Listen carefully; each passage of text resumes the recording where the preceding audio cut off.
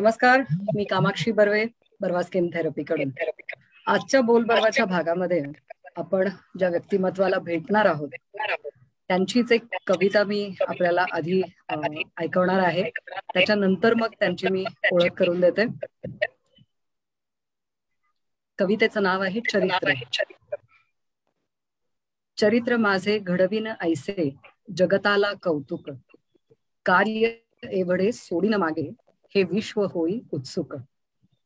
साहित्याच्या प्रांतामध्ये लहरून मी फडकेन, शब्दांमधल्या सखोल ऐशा भावामधून अडकेन.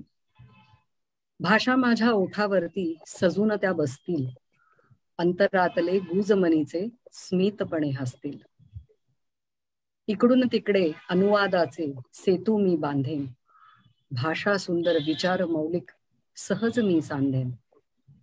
वक्तव्याच्या चांदण्यातून रसिकवरांनी भिजावे, प्राजक्ताचे ओघळणारे सुधामृत प्राशावे.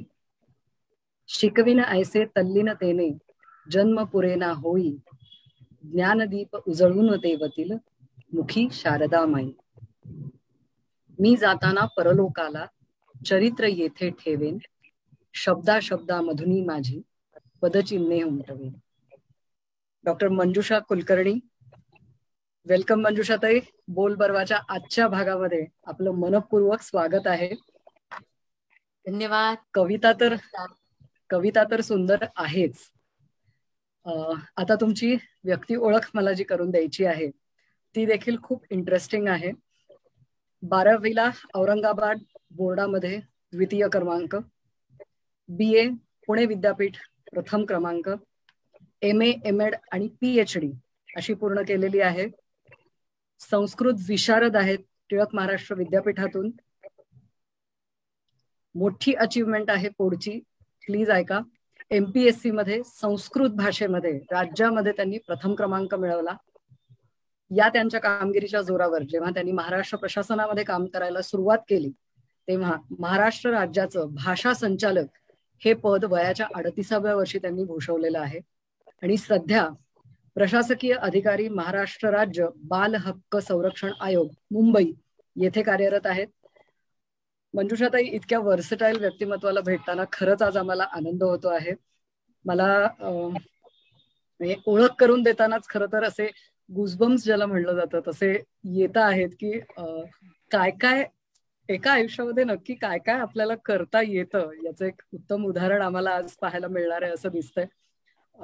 मला पहिलाच प्रश्न तुम्हाला असा विचारावासा वाटेल की संस्कृत या भाषेचं कसं बघितलं तर महत्व कमी होत चाललेलं असताना तुम्ही संस्कृतकडे वळण्याचं आणि त्याच्यामध्ये एक्सलन्स मिळवण्याचं कारण काय होतं?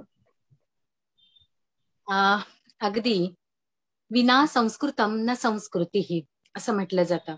संस्कृत शिवाय भारताची संस्कृतीच ही ठरू शकत नाही किंवा जतन करता येऊ शकत नाही. खर तर संस्कृतचं महत्व कमी होत चाललंय असा आपल्याला आभास झालेला आहे. मी विश्वासाने हे तुम्हाला सांगते की संस्कृतचं महत्व हे जगभरामध्ये वाढत चाललेलं आहे. जर्मनी सारख्या अनेक देशांमध्ये, केवळ जर्मनीच नाही तर जगभरामध्ये जवळपास 200 देशांमध्ये संस्कृत शिकवलं जातं. आजही वेगवेगळ्या विद्यापीठांमधून, वेगवेगळ्या शाळांमधून आणि व्हॉट्सअपच्या द्वारे आता कितीतरी व्हिडिओज आपल्याला येत आहेत पहा की अगदी विदेशी शाळांमध्ये सुद्धा स्तोत्र, श्लोक आणि भारतीय संस्कृतीची ओळख या दृष्टीने केली जाते. त्यामुळे संस्कृत भाषेच्या बाबतीत काय झालंय ताई, मी तुम्हाला सगळ्यांना आणि आपल्या सगळ्या प्रेक्षकांना सांगू इच्छिते की प्रशंसक जगभर आणि निंदक घरभर. काही भाषा अशा असतात की खरं तर भारताचं हे वैभव आहे बरं का, की एवढ्या भाषा जगभरात कुठेच नाही. जगभरातल्या सगळ्या भाषा एकत्र केल्या तरी भारतातल्या जेवढ्या भाषा आहेत त्यांच्या त्या पासंगालाही पुरू शकत नाही.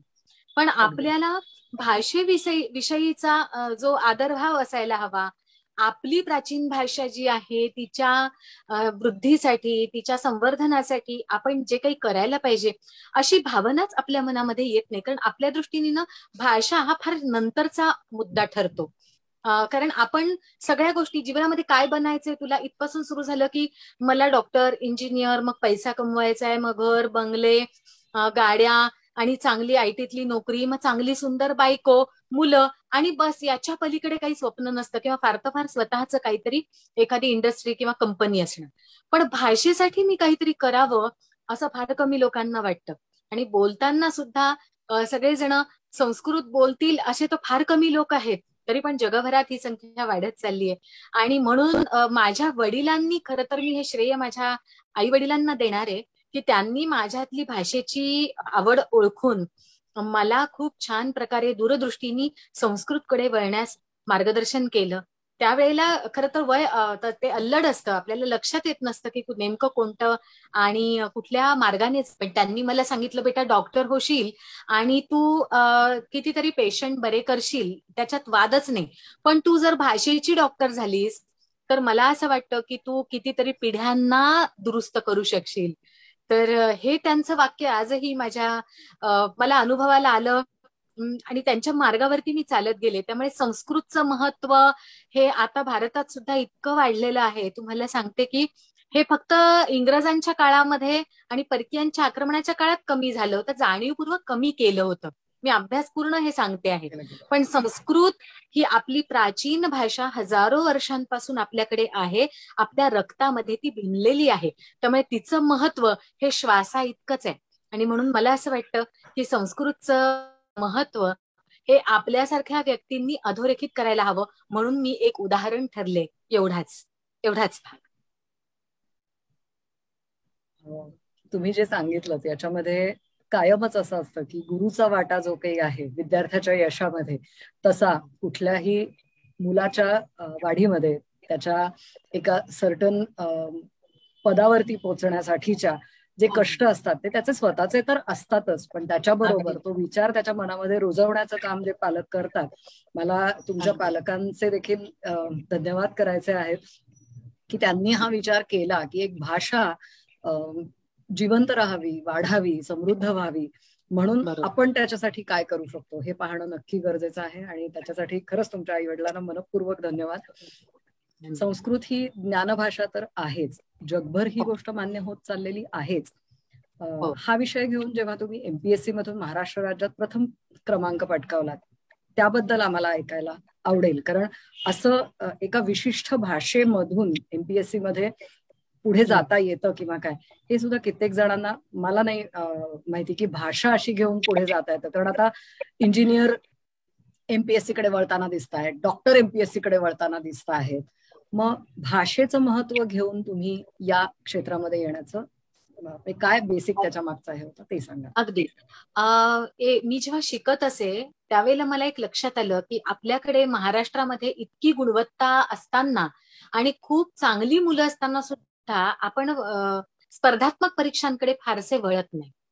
आणि मुलं काय माहिती नाही पण घाबरतात की काय, मराठवाडा विदर्भ असू देत किंवा एकंदरीतच संपूर्ण महाराष्ट्र असू देत, थोडंसं प्रशासनाकडे जाणं किंवा एमपीएससी सारख्या या परीक्षांकडे वळणं, त्याच्यामध्ये आपला टक्का निश्चितच कमी आहे.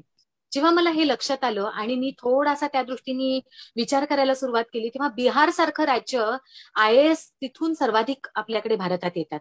जिथे आपण बिहारला वरवर पाहिलं तर आपल्याला वाटतं की खूपच मागासलेलं आहे. ज्या ठिकाणी महाराष्ट्राला पुरोगामी आपण म्हणतो, इथे शिक्षणाच्या इतक्या सोयी सुविधा आहेत असं मानलं जातं, तरी देखील आपल्याकडून मात्र IAS म्हणा, IPS म्हणा, IFS म्हणा किंवा एमपीएससी मधनं वेगवेगळे जे अधिकारी निवडले जातात त्याच्यामध्ये सुद्धा महाराष्ट्रात, अर्थात एमपीएससी म्हटल्यानंतर महाराष्ट्रातलेच सगळे येतात त्याच्यामध्ये, पण तरी सुद्धा आपली मुलं ही तिकडे वळताना सहजगत्या जात नाहीत असं मला वाटलं. आणि ज्या वेळेला मला हे समजलं की मी थोडा अभ्यास केला तेव्हा लक्षात आलं की भाषा घेऊन म्हणजे भाषेचे पर्याय आहेत. प्रत्येक भाषा घेता येते, तुमची मातृभाषा तुम्हाला करता येते, त्याचबरोबर विशिष्ट भाषा सुद्धा वेगळी तुम्हाला त्याच्यामध्ये मुख्य विषय म्हणून घेता येते. आणि याच्यामध्ये 2 प्रकार असतात. एक तर सरळ सेवेतून तुम्ही येऊ शकता. तर सरळ सेवा म्हणजे डायरेक्ट रिक्रुटमेंट, कारण लोकांना पटकन मराठी हेही कळत नाही की सरळ सेवा म्हणजे काय. तर डायरेक्ट रिक्रुटमेंट मधून सुद्धा आपल्याला एमपीएससी आणि युपीएससी मधनं जाता येतं आणि नियमितपणे परीक्षा देऊन सुद्धा जाता येतं. आणि या दोन्हीलाही भाषांचे ऑप्शन आहे, पर्याय आहेत भाषांना. मला आणखी एक भूषणजी गगराणी म्हणून आपल्याकडे IAS आहेत सध्या मंत्रालयात कार्यरत, त्यांचं उदाहरण मी नेहमी देते की ते इतके उत्तम IAS आहेत की त्यांनी ते राजस्थानी असताना सुद्धा, त्यांची मातृभाषा मराठी नसताना सुद्धा मराठी विषय घेऊन ते IAS झालेले पहिले IAS अधिकारी, प्रशासकीय सेवेमध्ये आले. त्यामुळे मला असं वाटतं की भाषा घेऊन म्हणजे संस्कृतच्या बाबतीत कुणी होतात का IAS, तर नक्की होतात. आपण इंटरनेटवरती गेलात आणि त्याच्यावरती जर शोधण्याचा प्रयत्न केलात तर संस्कृत विषय मुख्य घेऊन IAS मध्ये उत्तीर्ण होणाऱ्यांचं प्रमाण वाढलेलं आहे. त्यामुळे MPSC ज्या वेळेला मी दिली, मला UPSC द्यायचीच इच्छा होती, परंतु काही सांसारिक जबाबदाऱ्यांमुळे त्यावेळेला मला ती देता नाही आली. पण ज्यावेळेला मी MPSC सरळ सेवेतनं आले तेव्हा संस्कृत हा विषय ठेवला आणि मी मुलाखतीला गेले तेव्हाचा एक अनुभव आपल्याला सांगते ताई. मुलाखतीमध्ये सुद्धा संस्कृत विषय घेऊन आपण काय करणार शासनामध्ये आणि का शासनाने अशा इतक्या काय दुर्मिळ विषयाला पोसावं किंवा अशा प्राध्यापकांना किंवा अशा अधिकाऱ्यांना आम्ही पोसावं असा प्रश्न विचारला गेला. तेव्हा मला एकीकडे मनामध्ये दुःख झालं, पण मी त्यांना उत्तर दिलं की समाज जो असतो, समाजाला दिशा देणारी माणसं ही बोटावर मोजणारी असतात आणि संस्कृत भाषेतून तुम्ही जर हा विषय चालू ठेवलात आणि जर अधिकारी नेमलेत तर समाजाला, शासनाला आणि एकंदरीत आपल्या विद्यार्थ्यांना असू देत किंवा देशाला दिशा देण्याचं काम ही मोजकीच मंडळी करतील. तेव्हा हा विषय आपण चालू ठेवला पाहिजे. तर त्यामुळे MPSC मधनं मी हा विषय घेऊन, आणि मला आणखी एक उदाहरण असं मुलांसमोर द्यायचं होतं की प्रत्येक वेळेला पालक विचारतात संस्कृत घेऊन काय होणार आहे, किती पैसा मिळवणार आहे, काय करिअरच्या संधी आहेत आणि नुसतं भाषा शिकून काय उपयोग हो, अशी मंडळी खूप वेळेला मला भेटायची. आणि मग त्यांच्या समोर मला एक चांगलं उदाहरण आणि दुसऱ्यांचं काहीतरी सांगणं किंवा तात्विक सांगण्यापेक्षा आपणच एखादं उदाहरण तिथे का उभं करू नये या दृष्टीने मी MPSC दिली आणि मी राज्यात पहिली आले आणि संस्कृत विषयात घेतल्यामुळे त्याचा मला विशेष अभिमान. आम्हालाही त्या गोष्टीचा नक्कीच अभिमान आहे. म्हणूनच बोलबर्वाची अख्खी टीम आपल्यापर्यंत पोहोचली ती या एका हुक पॉइंटवरती की संस्कृत भाषा घेऊन प्रशासनामध्ये नक्की काय काम तुम्ही करता आहात याबद्दलची जी उत्सुकता होती ती आम्हाला तुमच्या ऑफिसच्या दारापर्यंत बहुधा घेऊन नक्की आलेली आहे. मला असं सांगाल की वयाच्या केवळ 38व्या वर्षी महाराष्ट्र शासनाचं भाषा संचालक हे पद तुम्ही भूषवलं, तर त्याबद्दलचे तुमचे अनुभव किंवा भाषा संचालक म्हणजे नक्की काय काम तिथे केलं जातं किंवा त्या कामाची व्याप्ती आवाका नक्की आहे काय? नक्की भाषा संचालनालय हे महाराष्ट्र शासनाचं आपलं महाराष्ट्र राज्य स्थापन झाल्याबरोबर 2 महिन्यात सुरू झालेलं कार्यालय आहे. भाषेसाठी काम करणारं एकमेव शासकीय कार्यालय. 1960 साली स्थापन झालेल्या या कार्यालयात अतिशय वेगळं काम चालतं, ज्याच्यामध्ये मराठीतून वैद्यकशास्त्र असू देत, अभियांत्रिकी असू देत, कृषी विषय असू देत किंवा असे अनंत विषय जे विद्यापीठांमधनं शिकवले जातात पण इंग्रजीतून शिकवले जातात ते मराठीतून शिकवले जावे, विद्यार्थ्यांना अडचण येऊ नये आणि म्हणून परिभाषा कोश या कार्यालयातर्फे तयार होतात. परिभाषा कोश एखादी संकल्पना आली की त्याची परिभाषा मराठीत देणं, एखादा शब्द नव्याने आणणं मराठीमध्ये तो तयार करणं, मग त्याच्यासाठी संस्कृतची काय गरज आहे? तर तुम्हाला सांगते की भारतातच नाही तर जगभरात सुद्धा आता असा अनुभव आलाय की ही एकमेव जगातली अशी भाषा आहे जिची प्रसव क्षमता फार मोठी आहे. म्हणजे एका शब्दातून लाखो शब्द तयार करण्याची क्षमता, जन्माला घालण्याची क्षमता ही केवळ याच भाषेत आहे. जेवढी शब्दसंख्या या संस्कृतमध्ये आहे तेवढी जगातल्या कोणत्याही भाषेमध्ये नाही. आणि नुसती अस्तित्वात असलेली शब्दसंख्या नाही तर उपसर्ग, प्रत्यय आणि मोजके जरी धातू घेतले तरी त्यांच्यापासनं लाखो शब्द आपण निर्माण करू शकतो आणि ते अतिशय सुंदर, नेमके आणि अगदी तोच अर्थाच्या छटा जपणारे. त्यामुळे भाषा संचालनालयामध्ये संचालक हे सर्वोच्च पद, त्या पदावरती काम करणाऱ्या व्यक्तीला परिभाषा निर्माण करताना ती त्याची सचिव असते, सदस्य सचिव असते आणि एखादा शब्द हा योग्यरित्या तिथे टाकला जातोय का, कॉइन होतोय का हे बघणं, नियंत्रण हे त्या व्यक्तीचं काम आहे. त्यामुळे ज्याला संस्कृतचं ज्ञान आहे उत्तम अशी व्यक्ती तिथे असणं हे जास्त गरजेचं असतं आणि म्हणून माझी नियुक्ती बहुधा तिथे झाली. आणि नुसतं परिभाषा कोशांचं काम नाही, तर जी विधेयकं मांडली जातात शासनाच्या या सगळ्या अधिवेशनांमध्ये आणि ज्या विधेयकांना पारित करून मग कायद्याचं स्वरूप येतं, त्या विधेयकांची सगळी मांडणी आणि भाषा सुद्धा, त्याची रचना ही भाषा संचालनालयाद्वारे केली जाते. इतकंच नाही, हिंदी भाषा म्हणजे हिंदी आणि इंग्रजीतले कायदे जे तयार होतात ते आपण मराठीत आणण्याचं आणि सर्वसामान्य माणसांना हे कायदे मराठीतून देण्याचं काम आपण करतो. शासनाला परिभाषा शब्दावल्या, प्रशासनात मदत करणारे शब्द हे आपण तयार करून देतो. वेगवेगळे शासन निर्णय आपण तयार करत असतो. आणि भाषा संचालनालयाच्या द्वारे त्रिभाषा सूत्राचं खूप मोठं पालन केलं जातं, की जसं महाराष्ट्र आहे तर मराठी इथे म्हणजे जे केंद्रीय कार्यालय आहेत त्यांनी मराठीचा वापर हा केलाच पाहिजे, याचं नियंत्रण सुद्धा आपल्याकडे आहे. आणि सर्व शासकीय निमशासकीय कार्यालयांमधनं मराठीचा वापर होतो की नाही याची तपासणी करण्याचे अधिकार देखील संचालकांना किंवा या कार्यालयाला आहेत. त्यामुळे भाषा संचालनालयामध्ये संस्कृत निष्ठ असं खूप काही काम चालतं. जसा आत्मा असावा शरीरामध्ये आणि शरीर त्याचं वेगवेगळ्या पद्धतीने काम करताय, वेगवेगळे इंद्रिय काम करतायत, तसं भाषा संचालनालयात संस्कृत हे पार्श्वभूमीवरती काम करत, त्याच्या आधारावरती इतर सगळी कामं ही आपसूक होत आहेत, असा माझा अनुभव आहे. त्यामुळे ज्यांना कोणाला भाषा संचालनालयासारख्या ठिकाणी किंवा शासनात वेगवेगळ्या ठिकाणी यायची इच्छा आहे त्यांनी संस्कृतचा अभ्यास करायला नक्की हरकत नाही. तुमची वाट पाहतायत इथे खुर्च्या. क्या बात आहे. खूप छान तुम्ही सांगितलं की इंजिनिअरिंग फील्ड, मेडिकल फील्ड याच्याकडून येणाऱ्यांची संख्या तर आहेच, पण भाषा हा विषय केंद्रित घेऊन प्रशासनामध्ये खुर्च्या मोकळ्या आहेत, तुमचीच वाट बघतायत. हे फार छान होतं. विद्यार्थ्यांना एक मोठा प्लॅटफॉर्म अवेलेबल आहे, फक्त तो त्यांच्यापर्यंत पोचतो का नाही असा जो प्रश्न आहे, तर त्याच्यामध्ये तुम्ही खुलं आमंत्रण दिलेलं आहे की भाषा घ्या आणि इथपर्यंत नक्की पोचा. अगदी. मला सांगाल ताई, एकीकडे तुमची ही सरकारी पोझिशन आहे, दुसरीकडे तुम्ही व्याख्याता म्हणून देखील काम करता. जेव्हा व्याख्यानं द्यायला तुम्ही व्यासपीठावर असता तेव्हा कोणते असे विषय तुम्ही व्याख्यानासाठी निवडता, प्रामुख्याने घेता, की जे समाज मनावरती वेगळ्या प्रकारचा परिणाम करू शकतील? नक्की. काय असतं, एक पहिला मुद्दा असतो की भाषेचा अभ्यासक जरी असला तरी त्याच्याकडे व्याख्यानाचं कौशल्य असेल असं नाही. तर माझ्याकडे सुदैवाने व्याख्यान कौशल्य आहे, म्हणून मग मी त्याचा उपयोग करण्याचा प्रयत्न करते, की त्या व्याख्यान किंवा प्रवचनामधनं किंवा निवेदन आणि सूत्रसंचालन हे सुद्धा एक माझं वेगळं अंग आहे की ज्याच्यातून मी भाषेचा प्रसार करते. मी असं ठरवते की ही एक माझ्यासाठी संधी असते. माझ्या समोर उपलब्ध असलेला श्रोतृवर्ग, रसिक वर्ग, ह्या सगळ्यांना मी संस्कृतकडे कोणत्याही वयात वळवू शकते. अगदी 70-80च्या पुढची माणसं सुद्धा संस्कृत शिकायला लागलेली आहे. आता विषयाचं जर म्हणाल की कुठल्या विषयावर बोलता, तर माझी पद्धत थोडी वेगळी आहे. जेव्हा मला कोणी व्याख्यानासाठी विचारतं तेव्हा मी त्यांना विचारते की तुम्हाला कुठल्या विषयावर हवे, कारण मी कोणत्याही विषयावर बोलू शकते. संस्कृतमध्ये इतकं ज्ञान भांडार आहे की तुम्हाला जो विषय हवाय तो माझ्या संस्कृतात मला जोडता येतोच.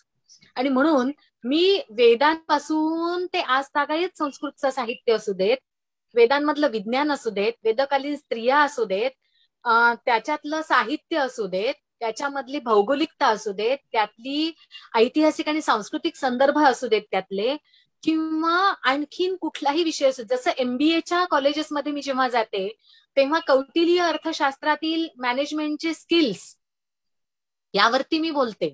नुसतं इतकंच नाही तर प्राचीन न्याय व्यवस्था, म्हणजे मी जेव्हा न्याय व्यवस्थेमध्ये बोलायला जाते, न्यायालयात जाते किंवा न्यायाधीशांच्या समोर जाते, त्या वकिलांच्या समोर जाते, तेव्हा मी प्राचीन न्याय व्यवस्था त्यांना समजावून सांगण्याचा प्रयत्न करते की फक्त आधुनिक घटना म्हणजेच आपल्याकडे न्याय व्यवस्था आहे का? नाही, तर आपल्याकडे हजारो वर्षांपासून न्याय व्यवस्था चालत होती. गावोगावी न्यायालय होती, फिरती न्यायालय होती, पंचायती होत्या, आणि इतकी सगळी म्हणजे जशी आत्ताची व्यवस्था आहे अगदी सुप्रीम कोर्टापर्यंत, तसं सर्वोच्च न्यायालयापर्यंत सारखी व्यवस्था आपल्याकडे प्राचीन काळी होती. मग ते कोणते ग्रंथ होते, त्यात काय विशेष म्हटलंय, म्हणजे कोणताही विषय मी या संस्कृतशी जोडून बोलत असते. आणि सकारात्मक जीवनाचा दृष्टिकोन म्हणा किंवा कसं जगावं हा तर माझा त्यातला सगळ्यात आवडीचा प्रांत आहे. आणि माणसानी कसं जगलं पाहिजे हे सांगताना मी तिथे संस्कृत अगदी पेरत राहते. आणि मला खात्री असते की एका व्याख्यानात पेरलेलं बीज हे दुसऱ्या व्याख्यानापर्यंत चांगलं त्याचं रोप वाढून त्याला ते फलित होतं त्याचं. आणि असे अनुभव पण खूप वेळेला येतात. खूप छान सांगितलं की संस्कृत ही ज्ञानभाषा आहे. इतकं विविध प्रकारचं भंडार या ज्ञानभाषेमध्ये अवेलेबल आहे की आजच्या जगाशी सुसंगत असा कोणत्याही विषयाला हात नक्की याच्यातून घालता येऊ शकतो. जेव्हा व्याख्यान तुम्ही देत असता तेव्हा तुमच्या उगवत्या भाषेमध्ये ज्ञान परंपरांची ओळख करून देणं हे काम कशा प्रकारे केलं जातं, काय सांगा? अगदी. आता आपण तो विषय सुरुवात केलीच होती. समजा आपल्याकडे जेवढ्या प्रकारचं ज्ञान, जेवढ्या प्रकारचं साहित्य, जेवढ्या ज्ञान शाखा भारतात आहेत ना अस्तित्वात आजही, खरं तर हे आपलं थोडं दुर्दैव आहे की ज्या वेळेला आपल्याकडे आक्रमण झाली त्यावेळेला आपल्या कितीतरी ग्रंथसंपदा ही जळून खाक झाली. परकीय आक्रमकांनी आपली संपदा जाळली. आपल्याला सगळ्यांना माहितीये की 6-6 महिने आपली ग्रंथालय जळत होती. ही काही अतिशयोक्ती नाहीये. याचा अर्थ आपल्याकडे केवढी ग्रंथसंपदा होती. छपाई नसताना सुद्धा, त्यावेळेला छापखाने नसताना सुद्धा हस्तलिखित स्वरूपात जर एवढे ग्रंथ आपल्याकडे असू शकतात तर याचा अर्थ केवढी मोठी ज्ञान समृद्धी आपल्याकडे आहे. म्हणून मी काय करते की विज्ञान जसं रसायनशास्त्र आहे तर रसायनशास्त्राचा कोणीतरी विदेशी शास्त्रज्ञ आपण असतो की अमुक एक शास्त्रज्ञ हा रसायनशास्त्रज्ञ आहे, अमुक यांनी राईट बंधूंनी समजा विमानाचा शोध लावला. तर हे जे काही आपण ऐकत असतो तर याच्या आधी काही भारतात होतं का, याच्या चिंतनाकडे मी वळवत असते. म्हणजे जसं रसरत्नाकर नागार्जुन नावाचे आपल्याकडे भारतीय शास्त्रज्ञ, आता त्यांना आपण ऋषी म्हणत असू, आताच्या भाषेत शास्त्रज्ञ म्हणूया.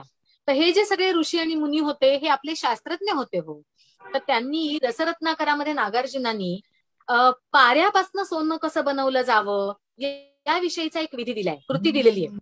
पाऱ्यामध्ये आणि सोन्यामध्ये काही छोटंसं अंतर आहे. विज्ञानाच्या अभ्यासकांना ते लक्षात येईल की अगदी थोड्याशा प्रोटॉन न्यूट्रॉनच्या फरकाने त्या दोन धातूंमध्ये जो भेद आहे त्याच्यावरनं पाऱ्यापासून सोनं कसं बनवावं हे त्या ग्रंथात लिहिलंय. आता झालंय कसं की आपण आपल्याच संस्कृतीकडे, आपल्याच ज्ञान परंपरांकडे जरा दुर्लक्ष केलंय आणि विदेशकांनी येऊन आपल्या ज्ञान परंपरेत काहीच नाहीये आणि आमचं इंग्रजी किंवा आमच्याच पद्धतीनं कसं ज्ञान समृद्ध आहे हे दाखवण्याचा प्रयत्न केल्यामुळे आणि अशा झापडा लावल्या आहेत बैलाला, नाही का, की एका विशिष्ट पद्धतीने त्यांनी इकडे तिकडे पाहूच नये त्या दृष्टीने अशा झापडा लावून तो चालत थोडंसं आपलं झालंय. म्हणून मी काय करते, फक्त त्या झापडा काढण्याचं काम करते. मग आपोआपच माणसं त्यांचं ती दृष्टी अशी विशाल होते आणि आपल्याकडे हे आहे, आपल्याकडे भूमिती आहे. भूमितीचा उगम आपल्याकडे यजुर्वेदात आहे. आता यजुर्वेद हा 8000 वर्षांपूर्वी संहिता झालेली आहे. म्हणजे आता किती जुनं आपल्याकडे आहे. नाट्यशास्त्र किती जुनं आहे, ऋग्वेदात आहे. काव्यशास्त्र किती जुनं आहे, ऋग्वेदात आहे. गायन किंवा संगीत ही सामवेदात कला आहे. अथर्ववेदात आयुर्वेद आहे, नॅचरोपॅथी आहे. म्हणजे कितीतरी जुने विषय हे समृद्धरित्या आपल्याकडे फार वर्षांपूर्वीपासून आहेत. त्यामुळे आपल्या ज्या ज्ञान परंपरा आहेत म्हणजे फक्त विज्ञानातलेच वेगवेगळे विभाग नाही तर मानव्यशास्त्रातील वेगवेगळे विभाग, मानसशास्त्र, नाट्यशास्त्र, साहित्यशास्त्र, काव्यशास्त्र, संगीतशास्त्र, तत्वज्ञान, भारतीय संस्कृती, इतिहास, अशा सगळ्या विषयांच्या परंपरा आपल्याकडे मूलभूत स्वरूपात कशा आहेत याचा मी परिचय करून देण्याचा प्रयत्न करते. एखाद्या व्याख्यानात समग्र सांगते, एखाद्या व्याख्यानात एकाच विषयावर प्रकाशही टाकते जशी आवश्यकता असेल. आणि मला आनंद वाटतो की जेव्हा लोकांपुढे हे मांडलं जातं ना तेव्हा त्यांना खूप आनंद होतो आणि ते अभ्यासाकडे वळतात की आपल्याकडे हे आहे, अरे आम्हाला हे माहितीच नव्हतं. आणि एखादा खजिना गवसावा, सापडावा, तशी त्यांची अवस्था होती की अरे हे सगळं आपल्याकडे आहे, म्हणजे ही रत्न आहेत जणू काही. आणि हा आनंद मला त्यांच्या चेहऱ्यावर पाहून मला माझं व्याख्यान असं सफल झाल्यासारखं वाटतं.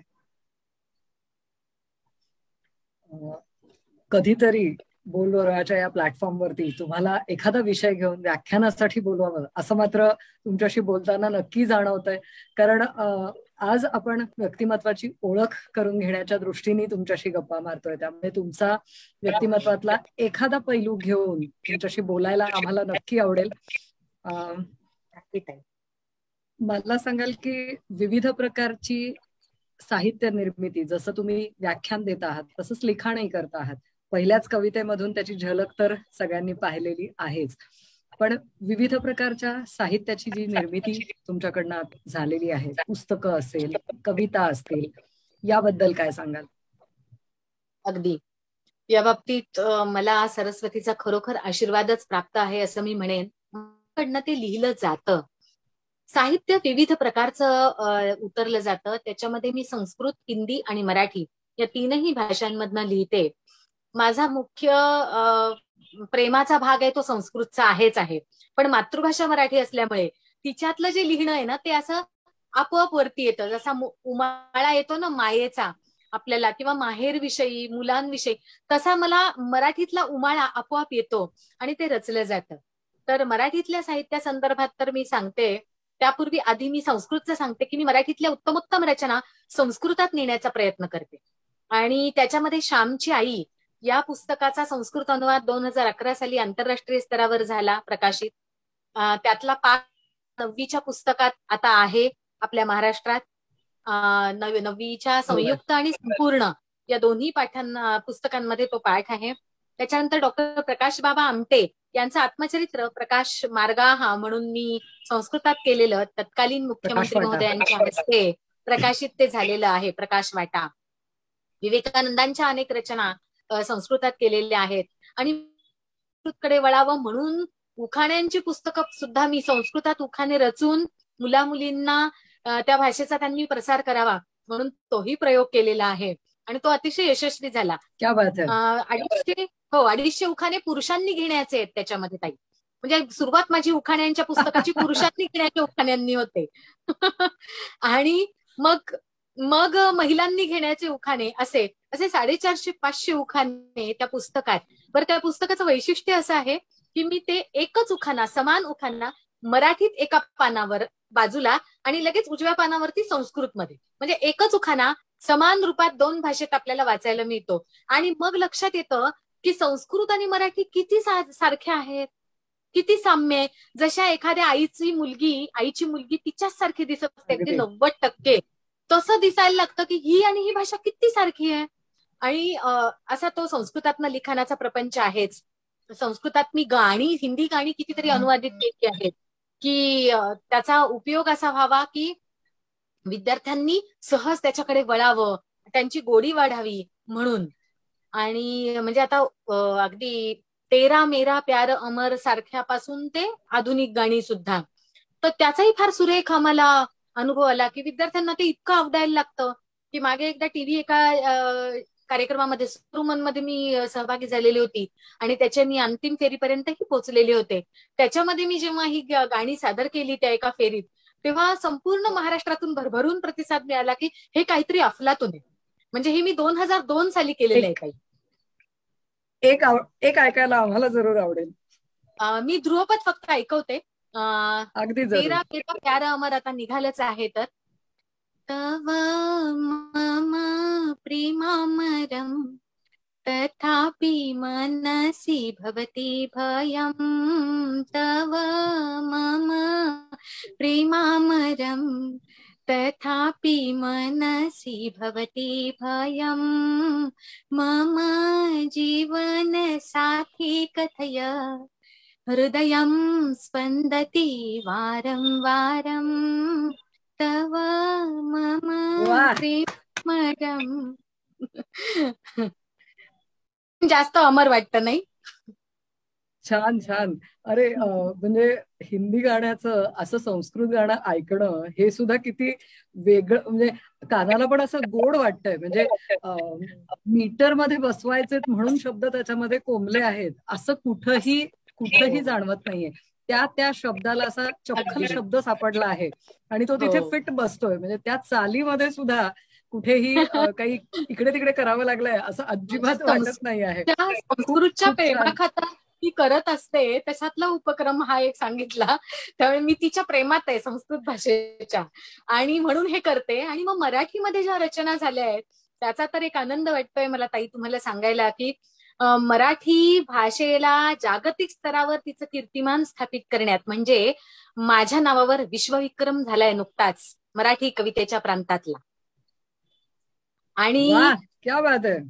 हो, आणि मराठी कविता म्हणजे मी जगातली अशी एकमेव व्यक्तिमत्व ठरले आहे की सर्वात कमी कालावधीत सर्वाधिक मराठी कवितांचं आणि वैविध्यपूर्ण दर्जेदार कवितांचं लेखन करेन. ह्याच्यामध्ये मी एकमेव जागतिक व्यक्तिमत्व ठरले आहे. या संदर्भात नुकताच राजभवनात सन्मान सोहळा झाला. माननीय राज्यपाल महोदयांच्या शुभ हस्ते माझा सन्मान केला गेला आणि वेगवेगळ्या ठिकाणी याची दखल घेतली जाते. तर मराठीमध्ये फक्त कविताच नाही, तर मी ललित लिहिते, त्याच्यानंतर वैचारिक लिखाण आहे, चरित्रात्मक लिखाण आहे, स्फुट लिखाण आहे, असं खूप वेगवेगळ्या प्रकारचं लिखाण आहे. कवितेमध्ये जवळपास मी सगळे प्रकार हाताळले. गोंधळ, पोवाडे, अगदी लावण्या देखील, ओव्या, अभंग, लावण्या सुद्धा. लेखनाच्या प्रांतातलाच मानपत्रांचं लेखन हा एक अत्यंत वेगळा प्रकार आहे. सगळ्यांनाच तो उत्तमरित्या हाताळता येतो असं नाही आहे. पण जेव्हा तुम्ही मानपत्रांचं लेखन करता तेव्हा एखाद्या पर्सनॅलिटी बद्दल ज्यांना आपल्याला मानपत्र द्यायचं आहे त्यांचा अभ्यास कोणत्या प्रकारे करून मग मानपत्राचं लेखन केलं जातं? तुमची पद्धत काय याची? हो, माझी पद्धत अशी आहे की माणसाचे दोन परिचय असतात.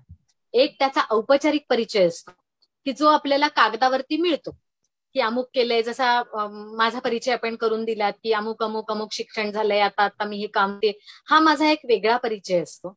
आणि माझं मन कसं आहे, माझं वर्तन कसं आहे, माझे विचार कसे आहेत, माझं आचरण काय सांगतं, समाजाला मी किती उपयुक्त आहे, हा माझा आंतरिक आणि वेगळा परिचय असतो. तर मी काय करते की ज्यावेळेला माझ्याकडे कोणीतरी मानपत्र लिहून द्यावं ताई आपण असं सांगतं, त्यावेळेला मी पहिल्यांदा तर त्यांचा तो वरचा परिचय जो असतो, जो सहज उपलब्ध होतो, तो मागून घेते आणि त्या व्यक्तिमत्वाविषयी मी स्वतः संशोधन करते. त्या व्यक्तीला बोलणं असेल, भेटणं असेल, त्यांच्याशी संबंधित असणाऱ्या व्यक्ती, समजा मी कोणाला ओळखत नसेल आणि त्यांच्याविषयी लिहायचंय, तर मी अशा पद्धतीने करते. आणि मी ज्यांना ओळखते त्यांना मी माझ्या मनातून काय कशासाठी ओळखते, त्यांचा ठसा माझ्या मनावर कोणत्या त्यांच्या गुणधर्मामुळे पडलेला आहे, केवळ माझ्या नाही तर कोणत्याही व्यक्तीवरती, समाजावरती त्यांचा ठसा का पडलाय याचा मी विचार करते. आणि मानपत्र लिहून देताना त्या व्यक्तीलाच आंतरिक समाधान मिळालं नाही पाहिजे, तर त्या व्यक्तीच्या कुटुंबियांना, तिला ओळखणाऱ्या प्रत्येकाला आणि जी संस्था देते तिलाही त्याचा अभिमान वाटला पाहिजे. त्यामुळे त्या व्यक्तीतल्या अगदी आंतरबाह्य अशा सगळ्या सद्गुणांना मी त्या मानपत्रामध्ये स्थान देण्याचा प्रयत्न करते. अगदी संपूर्ण त्या व्यक्तिमत्वाचा एक आराखडा, एक सुंदर काव्यचित्र किंवा शब्दचित्र त्या व्यक्तीचं मी मांडण्याचा प्रयत्न करते. आणि मला असं वाटतं की जितकी मानपत्र मी आजपर्यंत लिहिली आहेत ते सगळे इतके समाधानी होते की तुम्ही हे काय चपखल अगदी बसवलं, फार सुरेख तुम्ही मांडलं, अशा पद्धतीच्या त्यांच्या प्रतिक्रिया होत्या. तर माणूस जाणणं आणि तो तिथे उतरवणं हा माझा छंद आहे त्या मानपत्रांच्या बाबतीत. बरोबर. साधारणपणे मानपत्रांच्या बाबतीत हेच म्हणलं जातं की त्या व्यक्तीचं पूर्ण सार हे त्या मानपत्रामध्ये उतरावं अशी अपेक्षा असते. आणि मानपत्रांचं लेखन हा तसा थोडासा अवघड प्रकार समजला जातो आणि तो तुम्ही अत्यंत उत्तमरित्या हाताळताय हे तर दिसतच आहे.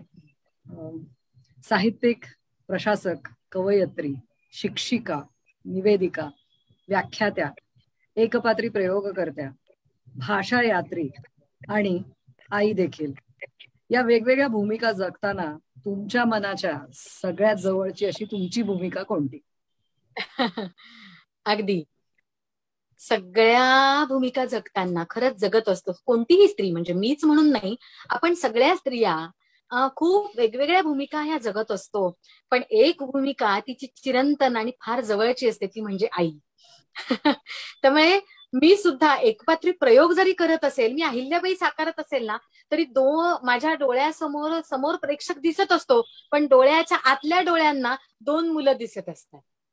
तर हे कायम घडत असतं की एक मन तुमच्याशी आता मी बोलते आहे, तर दुसरं आतून माझा मुलगा बाहेर काय करतोय किंवा दुसरा मुलगा काय नेमका पोचलाय का व्यवस्थित, हे आतमधनं एक अशा पद्धतीने चालू असतं.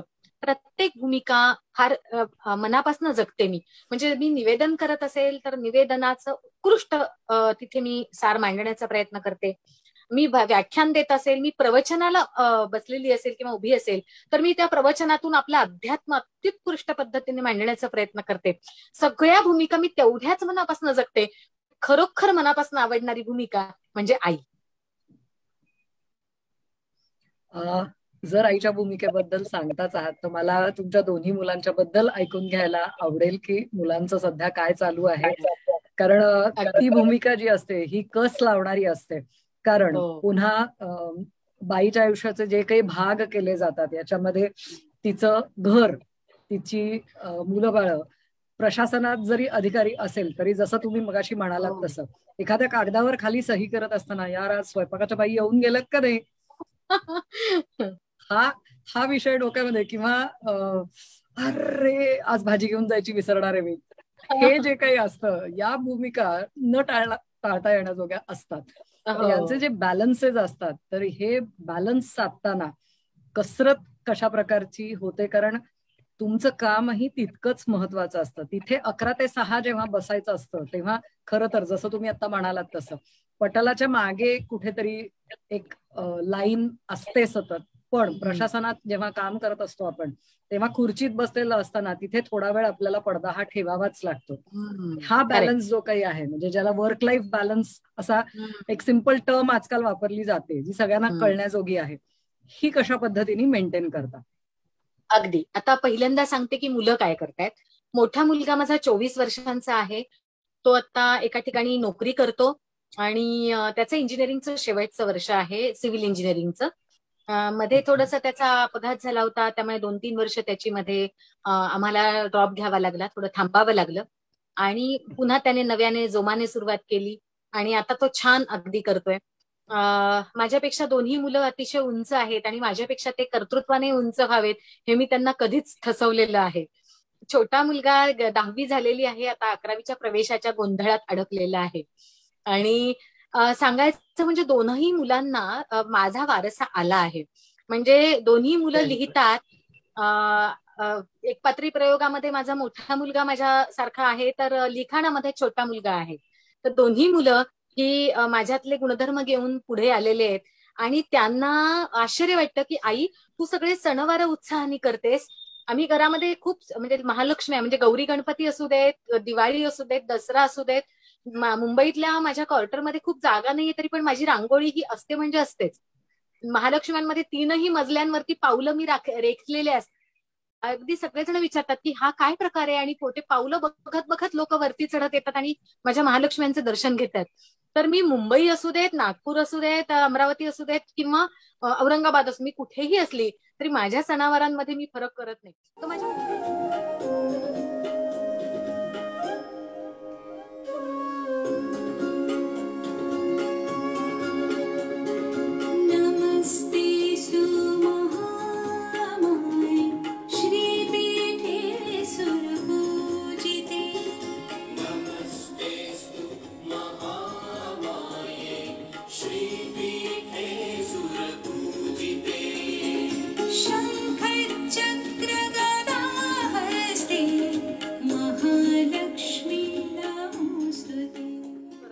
तर माझ्या मुलांमध्येही ते आलंय की आई आपल्या संस्कृतीचा, कारण माझा विषय मुळात मी संस्कृतचा अभ्यास सांगितल्यामुळे माझ्या अंगामध्ये ती संस्कृती भिनलीये आणि मला वाटतं की मी जर केलं नाही तर मग माझ्या मुलांना ते कळणार नाही. आणि माझी मुलं आता देवाची पूजा असू देत अगदी सुंदर करतात. दारात रांगोळी काढताना मला रंग भरायची असेल, घाई असेल तर त्याला मदत करतात. स्वयंपाकामध्ये थोडीशी मदत करा म्हटलं तरी ते पुढे असतात. आणि घराचं नियोजन करताना आपण जेव्हा बाहेर नोकरी करतो ना तेव्हा बाईला अष्टभुजा म्हणण्याचं कारणच आहे. तिनं एकाच वेळेला सगळ्या गोष्टी अशा छान नियोजन करायला लागतात. आता गृहिणी ज्या असतात त्यांना गरज पडत नाही म्हणून त्या घरातलं चालू आहे छान करतात. पण जेव्हा आपल्याला बाहेर वेळ द्यायचा त्यावेळेला आपण आपोआपच घरातलं सगळी व्यवस्था लावून आणि बाहेरचं सगळं सांभाळत असतो. पण एक आहे की ज्या वेळेला मी प्रशासक म्हणून खुर्चीत बसते त्यावेळेला कदाचित मी तितकीच कडकही असते. तिथे मला ज्या निर्णयांच्या बाबतीत पटत नाहीत, काही गोष्टी नियमाच्या बाहेरच्या असतात, मी तेवढीच कडक होते. आणि मृदूनी कुसुमादपी असं म्हणत ज्या वेळेला एखादी व्यक्ती तिची अडचण घेऊन येते तेव्हा मी फुलापेक्षाही हळुवार होते आणि ती अडचण सोडवण्याचा प्रयत्न करते. शेवटी कुटुंब आणि आपलं कार्य, या दोन गोष्टींची सांगड ही आपल्या मनाच्या पातळीवर घालावी लागते.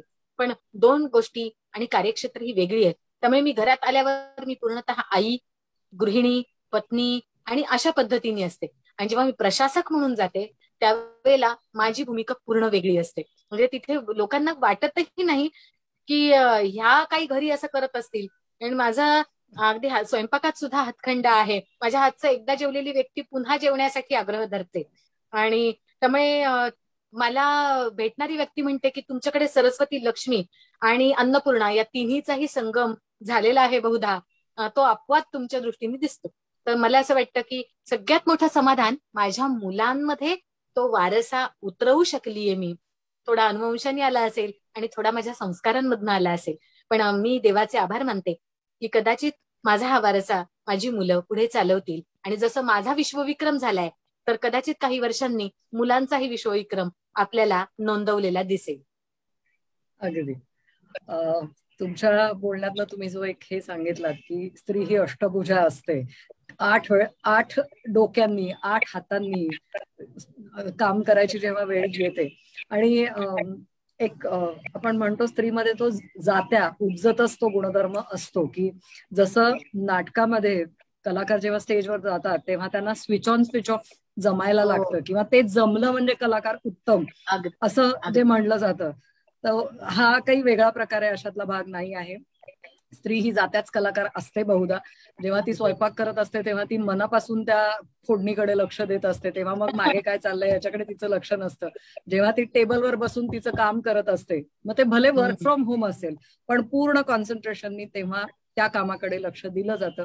आणि जात्याच मल्टीटास्किंग हे बायकांना खरंच चांगल्या पद्धतीने जमतं. आणि हे शूद्रकानी या ठिकाणी इतका सुंदर एक श्लोक म्हटलाय, मृच्छकटिकात तो श्लोक आलेला आहे.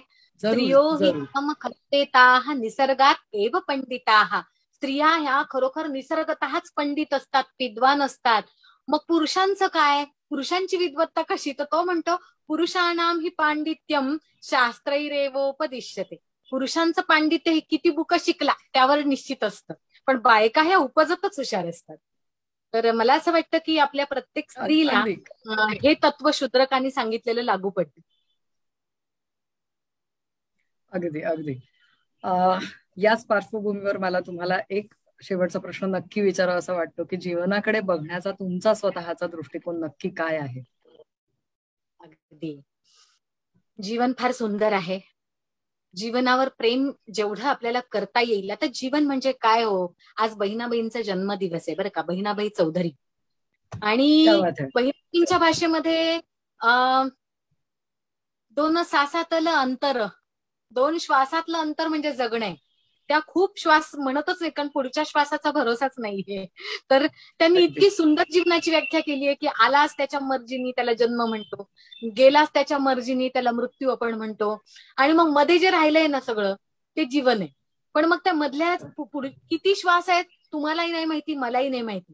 तर प्रत्येक पुढच्या श्वासाचा आणि आत्ताचा जो श्वास घेतोय आपण तो आणि पुढचा श्वास यातल्या अंतराला जीवन म्हणावं असं जर समजलं तर मग क्षणाला आपण जीवन फार भरभरून जगलं पाहिजे, हा माझा दृष्टिकोन आहे. त्यामुळे मी स्वयंपाक करताना सुद्धा एखादी कविता मला स्फुरते, तिथे एक माझी छोटी वही ठेवलेली असते, ती पटकन उतरते, मी तिचंही स्वागत करते. ये बाई, तुला ह्याही वेळेला यायचंय, तुला काही बंधन नाही. मी स्वयंपाक करताना ये, मी गाडी चालवताना ये, तुझं ते एक प्रांत आहे, तुला यायचंय माझ्याकडनं. त्यामुळे मी अशी भरभरून जगते. मी गाणी ऐकते मनसोक्त, मी छान पैकी जसं म्हणाले की व्याख्यानं मी गुणगुणते, गाते. मी संगीत शिकलेली नाही, पण मी शासनाचं गौरवगीत आमच्या भाषा संचालनालयाचं मी स्वतः लिहून मी गायलं, आणि त्याचं उद्घाटन आमच्या भूषण गगराणी साहेबांच्या हस्ते झालं होतं. तर वेळ पडली तर मी सगळं करते. ज्या क्षेत्रात आपण पडू त्या क्षेत्रातून टाकता येईल का असा मी प्रयत्न करते. घर आवरताना गाणी लावून घर सुंदर टापटीप आवरून घेते.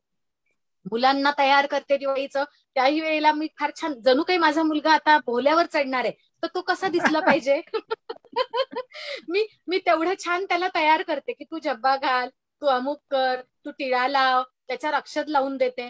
तर माझा जीवन जगण्याचा दृष्टिकोन हा खूप सकारात्मक आहे. दुःख मलाही आहेत, प्रत्येकाच्या आयुष्यात दुःख आहे. दुःखाने मलाही सोडलं नाही. त्याच्याशिवाय माझी कविता कदाचित तितकी जन्मालाच आली नसती सखोल. तर कदाचित हे सगळं, पण मी दुःखाला माझी मैत्रीण मानते. आणि जेव्हा मी एकटी असते तेव्हा दुःखाबरोबर भरभरून रडून सुद्धा घेते. पण दुसऱ्याच क्षणाला मी पुन्हा सुखाचेही उपकार मानते.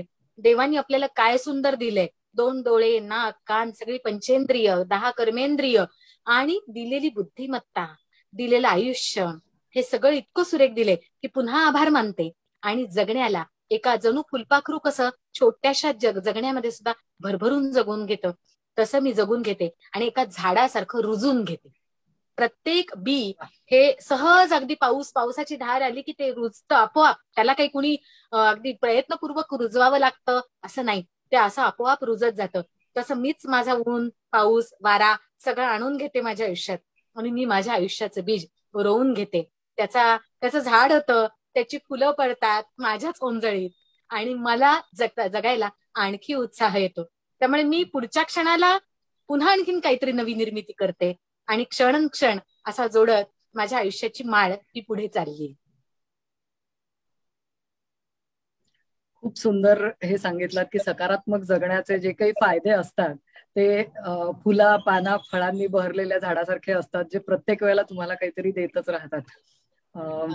खरंच मंजुषाताई, तुमच्याशी गप्पा मारून एक छान अशी सकारात्मक एक अशी लकेर कुठून तरी यावी तशी परिस्थिती मला वाटतं आज बोलबर्वाच्या सगळ्या प्रेक्षकांची झालेली असणार आहे. तुम्ही नवनवीन क्षेत्रांमध्ये अशाच पद्धतीने लहरत राहा, विहरत राहा आणि पुन्हा कधीतरी आम्हाला तुमच्याशी बोलण्याची संधी नक्की द्याल असं मनापासून वाटतं. आणि बोलबर्वाच्या या प्लॅटफॉर्मवरती आज आपण आलात, आमच्याशी गप्पा मारल्या, त्याबद्दल बोलबर्वाच्या पूर्ण परिवाराकडून आपले मनपूर्वक धन्यवाद. मलाही आपल्याला धन्यवाद द्यायचे की आपणही तितक्याच कर्तृत्ववान आहात आणि एक स्त्री दुसऱ्या स्त्रीला अशा पद्धतीने सकारात्मकरित्या मांडते. त्यामुळे मला तुमच्या मुखावरचं हास्य, तुमचं कर्तृत्व आणि आपली सगळी टीम यांचंही अभिनंदन करायला आवडेल. त्यामुळे आपलं पुनश्च एकदा मन करते आणि आपण निश्चित भेटूया आणि वारंवार भेटूया या आशेसह थांबते. धन्यवाद. जरूर, धन्यवाद.